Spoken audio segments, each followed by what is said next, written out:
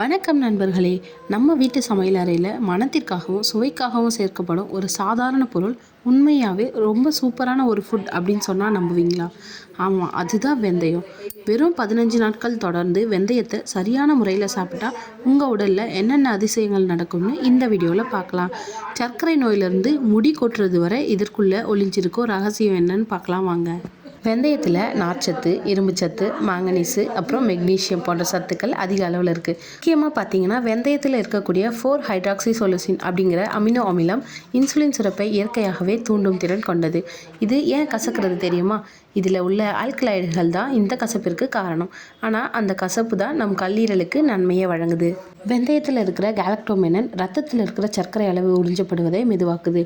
Type 2 diabetes இருக்கிறவங்களுக்கு இது ஒரு வரப்பிரசாதம். நீங்கள் காலையில் வெறும் வயிற்றில் வெந்தய நீர் குடிக்கும்போது அது வயிற்று பகுதியில் ஒரு பாதுகாப்பு படலத்தை உருவாக்கும். இதனால் அல்சர், நெஞ்செரிச்சல் போன்ற பிரச்சனை எல்லாம் சரியாகும். இதில் இருக்கிற நார்ச்சத்து பார்த்திங்கன்னா நீண்ட நேரம் பசி எடுக்காமல் தடுக்கிறதால உடல் எடையை எளிதாக குறைக்கலாம். அடுத்ததாக பார்த்திங்கன்னா கெட்ட கொழுப்பை கரைத்து இரத்த நாளங்களில் அடைப்பு ஏற்படாமல் பாதுகாக்குது. இதனால் மாரடைப்பு அபாயம் குறையும். அடுத்ததாக பார்த்திங்கன்னா மாதவிடாய் கால வலி குறைய வெந்தய டீ ஒரு சிறந்த மருந்துன்னே சொல்லலாம். அது மட்டும் இல்லாமல் தாய்ப்பால் கொடுக்கும் பெண்களுக்கு பால் சுரப்பை அதிகரிக்க இது பெரிதும் உதவுகிறது. வெந்தயத்தை ஊற வச்சு அரைத்து தலைமுடிக்கு தேய்ச்சிங்கன்னா பொடுகு நீங்கி முடி பட்டு போல் மாறும். சரி, வெந்தயம் சாப்பிட்டா என்னென்ன நன்மைகள்னு தெரிஞ்சுக்கிட்டோம். ஆனால் அதை எப்படி சாப்பிடணும்? முதல்ல பார்த்திங்கன்னா இரவில் ஊற வைத்த வெந்தய நீரை எடுத்துக்கலாம். அதாவது 1 டம்ளர் தண்ணியில் 1 ஸ்பூன் வெந்தயம் போட்டு ஒரு நைட்டு ஃபுல்லாக ஊற வச்சுட்டு காலையில் எழுந்து அதை சாப்பிடலாம்.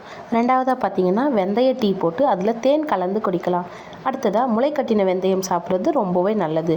இதில் வைட்டமின் சி அதிகமாக இருக்கும். சாலட்களிலும் சேர்த்துக்கலாம். யாரெல்லாம் இந்த வெந்தயத்தை சாப்பிடக்கூடாது அப்படின்னு பார்த்தீங்கன்னா கர்ப்பிணி பெண்கள் மருத்துவரோட ஆலோசனையின்றி எடுக்கக்கூடாது. அளவுக்கு மிஞ்சினால் அமிர்தமும் நஞ்சுன்னு சொல்லுவாங்க. அதனால் ஒரு நாளைக்கு 1 ஸ்பூன் இல்லை 2 ஸ்பூன் வெந்தயம் மட்டுமே போதுமானது. இயற்கை கொடுத்த இந்த அற்புதமான மருந்தை உங்கள் வாழ்வின் ஒரு பகுதியாக மாற்றுங்கள். இந்த வீடியோ உங்களுக்கு பிடிச்சிருந்தா லைக் பண்ணுங்கள், ஷேர் பண்ணுங்கள். மறக்காமல் நம்மளோட சேனலை சப்ஸ்கிரைப் பண்ணிக்கோங்க.